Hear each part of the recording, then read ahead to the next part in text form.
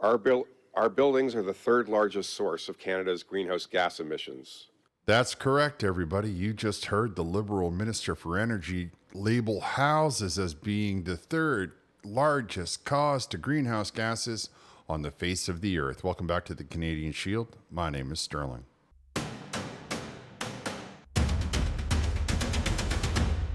Well, they might have switched out Justin Trudeau, but none of the other spots on the Liberal government has changed, despite the fact that Canadians have told every pollster they care about the economy, they care about the standard of living, that they're worried about their bills, they're worried about having no place to live, they're worried about the cost of food, they're worried about all of these things.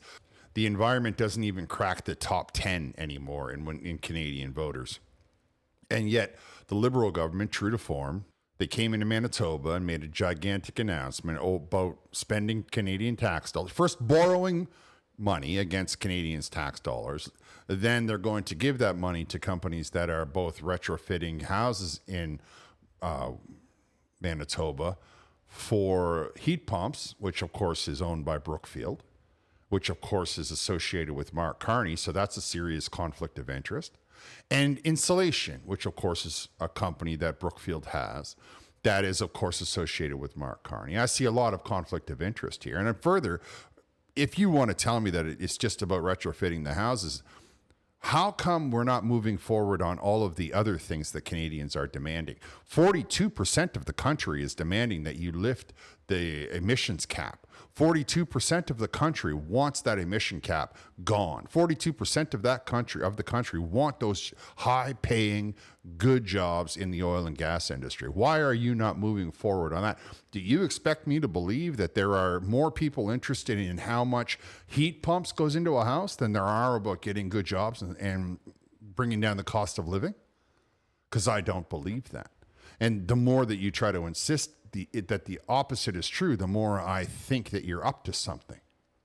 Of course, anybody would. However, before we get into it, I want to encourage everyone to check and make sure that they are still subscribed, that they have still hit the notification button. If you are not subscribed, to hit the subscribe button, hit the notification bell, give it a thumbs up. Now, YouTube has started a new thing for small channels like mine, where a person can hype any video that I've had in the last few days. They can hype it, and then I'll get some credit, like points or whatever. And as I move up and down the board, they will be able to determine whether or not I should be shown in other feeds. And so that's kind of something that the YouTube is trying to help small channels like mine. And I would appreciate it if anybody likes my content to hype it, and perhaps I can start to reach a broader audience. Okay, now we'll get into this ridiculous announcement. We'll also see a follow-up when the media were given permission to ask questions, that they didn't ask questions about the housing announcement. They asked questions about the oil and gas cap, the emissions cap. And my, was there ever some uncomfortable ministers trying to make that answer? Our buildings are the third largest source of Canada's greenhouse gas emissions. Today, I'm pleased to announce the launch of the Canada Greener Homes Affordability Program, starting right here in Manitoba. This program will deliver over $29 million in federal funding, matched dollar for dollar by the province of Manitoba, so that 7,000 modest income households in Manitoba will be able to access no-cost retrofits. So just to recap, the federal government, which operates at a deficit, has no money. They're flat broke, right? They're operating at a deficit. We are spending much more money than we are making. We owe much more money than we are generating. They're going to borrow $29 million. They're going to give it to the province of Manitoba. Manitoba's going to take $29 million, and they're going to retrofit 7,000 homes, modest income homes, they call them. The only crime that these homes have committed is that they don't have heat pumps in them. They still burn, gasoline or fuel or whatever, heating oil for their house. Somehow the heat pump is going to offset that. And we already know that most of the country cannot handle a heat pump because it gets below minus 20 in most of the country. And once you're below minus 20, a heat pump simply does not work. It doesn't matter how much insulation you have in the house. Below a certain temperature, the heat pump cannot manufacture enough heat to withstand that. Everybody knows that. It's not a secret. I get that the mainstream media is leaving that out of their coverage, but I'm telling you right now that that's the situation. That's why insurance companies won't allow you to have only one source of heat if that one source of heat is a heat pump. Of course, we know that Brookfield is a manufacturer of heat pumps, and we know Mark Carney's connection to Brookfield, so that looks a little suspicious. Further, they're going to add new insulation to these houses, which makes me question it all the way around, because I know since the 70s we have been putting some pretty heavy duty insulation in all of our houses. We already have the most stringent insulation guidelines and building codes on earth. We are the country of drafts. Nobody likes a draft in their house. They will find that draft. They will eliminate that draft. They will buy the expanding foam. They will do whatever they have to do to keep that draft from causing a problem or letting their house get too cold. So I'm not sure exactly why it is that we're spending what's going to amount to about $8,000 per house, because 29 and 29 is 58 million. It's 7,000 homes. That's about $8,200. I further don't think that $8,200, let's just say for the sake of argument that everything I just said is not accurate and that there is a real need and that heat pumps are going to do the trick. Okay. You want me to believe that it's going to get done for $8,200 per house? Nope. I don't believe that for a second. Not even for a second. Like, I can see that happening for 15, 20 grand maybe, because there's wages included that are not being, $8,200? There are people in this world that spend more than that on their appliances. It's not that once they open a wall, if there's another problem in the house, they have to address that problem. They can't just ignore it. And many a times, if the houses are that much older, they're going to be using older drywall or gyprock, whatever you want to call it, depending on where you live, and so on and so forth. I have been in houses where you take 2 square feet of gyprock off the wall and you're there 3 months making repairs. But I don't think the Liberal government knows how to build houses. So that's why this whole thing is going to turn into a fiasco. That's why this entire thing is ridiculous. What I really want to drill down on, however, is now the narrative coming out of the Liberal government is the cars are a problem and so's your houses. So they literally want you just living in a tent. They just want you not having any luxury at all. That's what they feel is the best look for you. We're all going to be living in some shanty town. It's just going to be miles and miles of high density shanty towns, just like you see in all of the poorest countries on earth. That's the vision the Liberal government has for this country. Of course, this event was attended only by the mainstream media. There is never any independent media or non-corporate media that is permitted to attend. And if they are permitted to attend, they're not permitted to ask any questions. Even if you look at the podium, you can see there's a microphone from CTV and there's a microphone from CBC. I don't know where the other two players were at with their microphones. Maybe they just bought the feed off the other two. Who knows? What I do know is that there was one question asked by a reporter that was focusing on the emissions cap. And the question essentially went, did you get Alberta to agree to the emissions cap, or did the federal government agree to remove the emissions cap? And the question was first directed to MP de Bruzen, the environment minister. And as she tiptoed around the answer, the question was then addressed to the energy minister, MP Hodgson, who you just heard who goes everywhere with these sunglasses on. I'm not sure what that looks about. What I know from body language is that these two people were very, very uncomfortable because they didn't want to come out and say we did not get Alberta to agree and we are not removing the emissions cap. They didn't want to say that directly to the camera, even though these are bought and paid for media. But I'll let you see it for yourself, and I'll let you decide if I'm correct or incorrect, because these two were very, very uncomfortable. As far as the oil and gas cap specifically, I just want to clarify that it isn't in place yet because we had the first CG1 that went out, which means the first version of it. It's in a comment. We had a comment period that was open. We're reviewing that and taking that feedback and looking at where we go from there. The importance is that we continue as a country to fight climate change and move towards net zero. What we're doing as a country and as the federal Canadian government is to make sure that we are continuing. We talk about Build Canada. We're talking about the Canada that we're giving to our future generations. And how do we build Canada in the right way? We build it well. We're in a very special moment right now. And that includes making sure that we are fighting climate change and we're moving to net zero.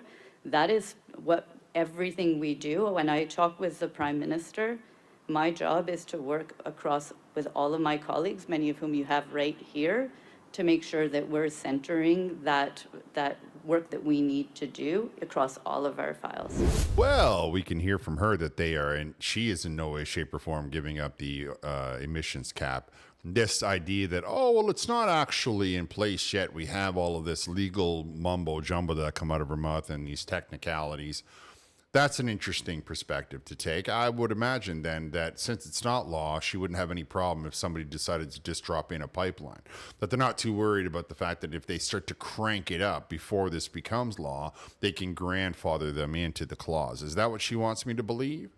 Or do you feel that that was just a bunch of obfuscation designed to make us believe that somehow they're still thinking about the oil and gas production cap, and it's not really that they're going to bring it in? However, we do want to meet our net zero. It makes me sick every time I hear these liberals talk about how it's all about for the future. Like they're doing it for the children. Everything is for the children. All the censorship for the children. You living in a shanty town for the children. You doing without a doctor for the children. Like I'm so tired of it. And I further would like to say that if you were really worried about the children, you would be worried about the children having jobs. You would be worried about the children not inheriting all of the debt that you're incurring on their back, on their name. You would be worried about all of the future of the children, not just your very narrow-minded little scope of let me fix the environment because I'm a zealot, because I'm a person who believes that I should worship at the altar of the environment and just make the whole entire thing about my entire personality because maybe one day I'll get a statue built for me. I can tell you right now that the future is not really relying on the greenhouse gases that you feel Canada is producing. The future is relying on the economy and having our debts paid and having our dollar to be strong and having production of anything that's manufacturing money, of the many, many myriad of things that this country has to offer. Of course, we can't get the environment minister, MP DeBruzen, or anybody in the Liberal government. I mean, don't think for one second that Mark Carney hasn't written a whole entire book called Values about just as much of an environmental craziness as you just heard come out of that woman, or that you heard for coming out of Stephen Guilbeault. They're not going to try to stop themselves. It's Canadians that have to say it's enough is enough is enough. We have to send the message that there are over 40% of the country that wants a job. And that is something that as the federal government, you have to hear. You can't ignore those voices anymore. At least in my opinion, I don't believe that that's good politics. But you heard her. She, in no way, shape, or form, is interested in removing the production of oil and gas cap or the emissions cap, depending on which side of the column you want to talk from. The next answer went on for nearly 3 minutes. That's how uncomfortable and meandering he was.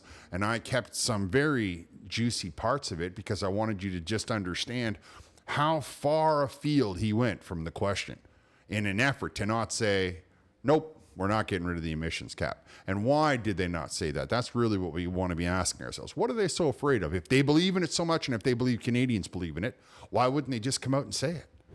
In the conversations that have been going on with Alberta and with the industry, what we agree on is for the oil industry to make a fundamental change in the emissions intensity of the oil sands.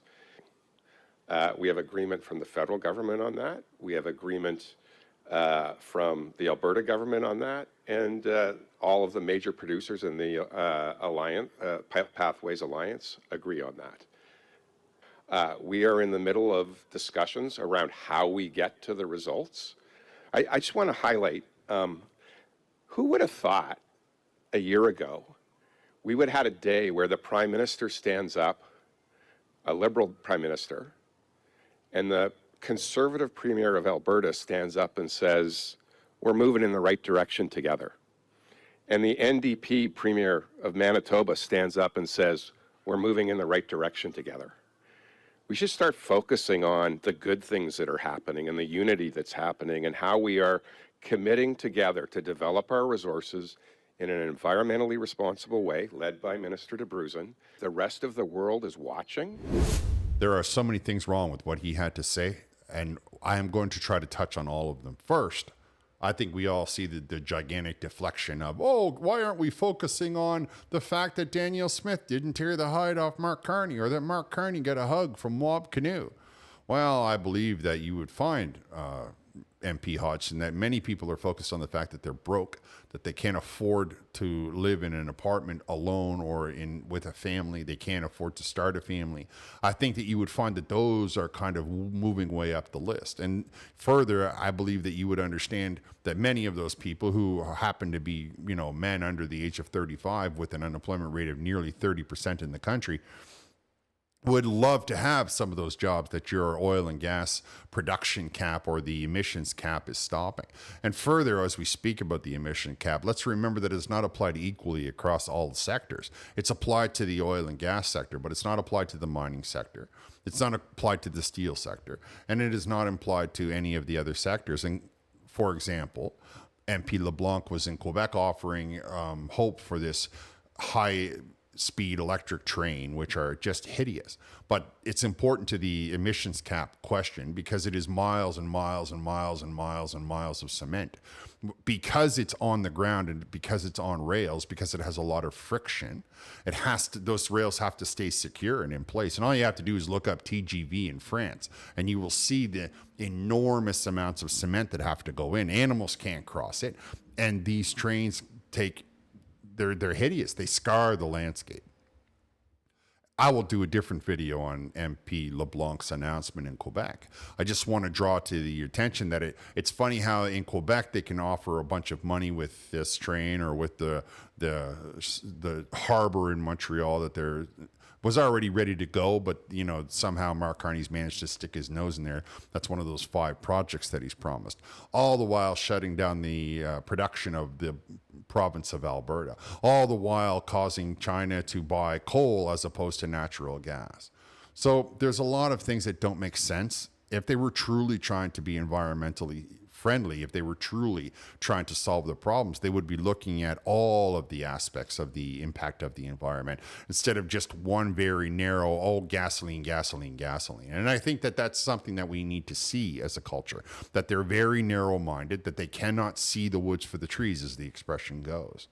However, I don't want to go too far into that in this video. I am sure that there are going to be plenty of opportunities for me to tear apart the MP de Bruzen's foolishness on the environment and her zealotry and her narrow-mindedness on the subject.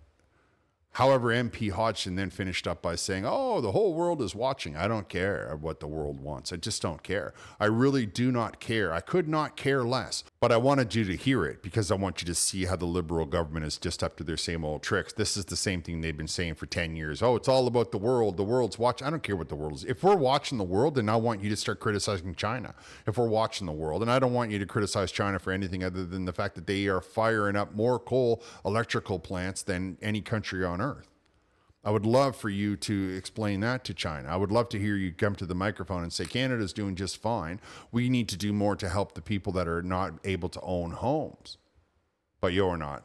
You're afraid to be direct with Canadians. You're terrified that if they were to hear you speak the truth, there would be some sort of an overnight demand for an election. And of course, that's exactly what the country requires. We need the Liberal government to get out of the way.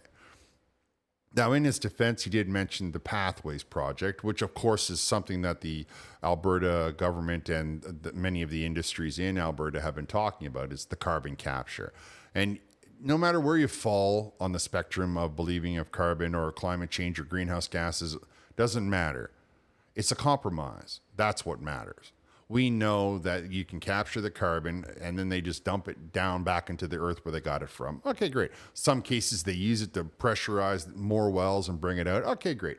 You know what? It's a compromise. The thing of it is, however, is that it's now been looked at as an investment by Brookfield. So all of a sudden, Mark Carney is interested in carbon capture and the Liberal government is talking about carbon capture. And like I said, it doesn't matter where you fall on the spectrum. What I think we need to look at is okay, we're going to do carbon capture. Therefore, there's no reason for you to worry about pipelines. There's no reason for you to worry about how much productivity we can get out of the ground. And the trillions of dollars that are sitting under the ground in Canada can now be harnessed because we are using carbon capture.